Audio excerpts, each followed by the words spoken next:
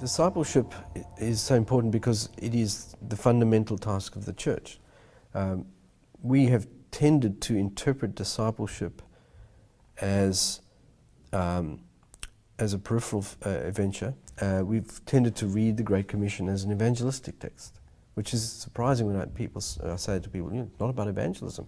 We built whole movements called the Church Growth Movement on the fact that it was evangelistic, go into the world. It's about evangelize everyone. I said, really, where does it say that? If you go back to the Great Commission, it says, go out in all the world and make disciples, teaching them to obey all that I've commanded you. Now, that doesn't sound like evangelism to me. That sounds like disciple making. So in other words, go out into all the world and make disciples. Well, get on with it.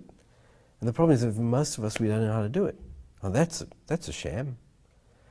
And what we say is that evangelism takes place in the context of discipleship, not the other way around. Evangelism is not sharing certain facts about Jesus as if we've got no obligation before or afterwards.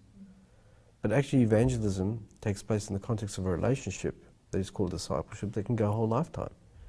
And that we're constantly being evangelized anyway. I'm still being evangelized by the gospel right now.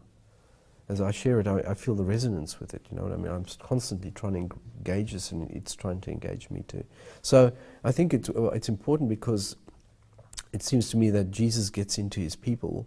If the fundamental definition of evangelism is that becoming more and more and more and more and more like Jesus every year, and letting Jesus live more and more and more his life in me, which I think gets to the heart of the issue, right?